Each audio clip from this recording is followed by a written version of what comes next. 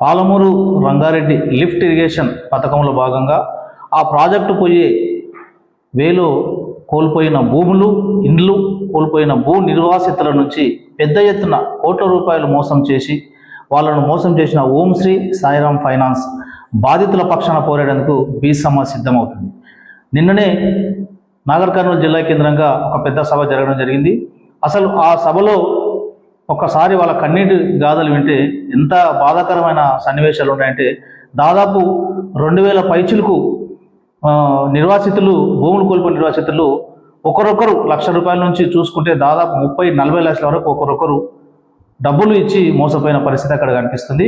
అదేవిధంగా కంటి ఆపరేషన్ కొరకు దాపెట్టుకున్న పైసలు కూడా అసలు కనీసం ఒక 6 నెలలు ఉంటే వాళ్ళ దగ్గర వడ్డీ వస్తున్న ఆశతో ఇచ్చిన పైసలు కూడా ఈరోజు ఎగనామా పెట్టి మోసం చేయడం జరిగింది.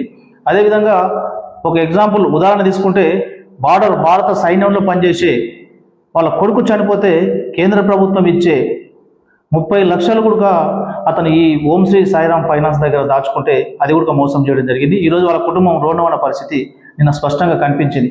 మేము బీ సమాజ్ తరఫు నుంచి ఒకటే డిమాండ్ చేస్తున్నాం.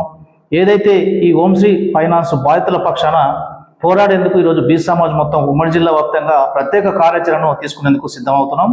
అతి త్వరలో మేము నాగర్ కర్నూలు నియోజకవర్గ కేంద్రంలో, అదేవిధంగా కొల్లాపూర్ నియోజకవర్గ కేంద్రంలో, వనపర్తి కేంద్రంలో ఈ భూ నిర్వాసితుల డబ్బులు అధిక వడ్డీ ఆశ చూపెట్టి మోసం చేసిన ఆ ఫైనాన్స్ బాధితుల పక్షాన పోరాడేందుకు ఈరోజు బీ సమాజ్ మొత్తం సిద్ధమవుతుంది. ఎందుకంటే గత ప్రభుత్వంలో 2021 నుంచి అక్కడ జరిగిన ఆ ఫైనాన్స్ భాగవతంలో చాలా మంది రైతులు, దాదాపు 90 మంది పైగా ఆత్మహత్యలు చేసుకున్న సంఘటన అక్కడ మనకు స్పష్టంగా కనిపించదు.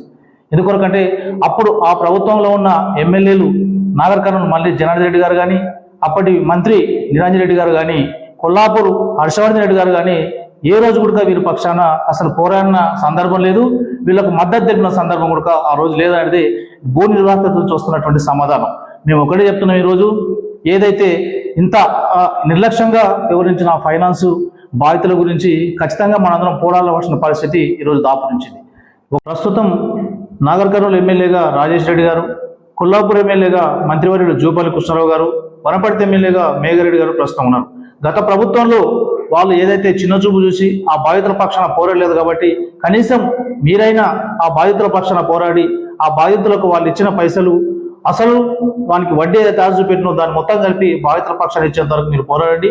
మీ పోరాటానికి మేము కూడా సంపూర్ణ మద్దతు తెలుపుతాం. లేని పక్షంలో ఎక్కడైతే ఈ భూ నిర్వాసితులు డబ్బులు ఇచ్చిన గ్రామాలు ఉన్నాయో, మండలాలు ఉన్నాయో, ఆ గ్రామాల్లో మండలాల్లో మేము పెద్ద ఎత్తున కార్యక్రమాలు ఉధృతంగా తీసుకొచ్చి బాధితుల పక్షాన పోరాడడానికి ఈరోజు బీ సమాజ్ రెడీ అవుతుంది.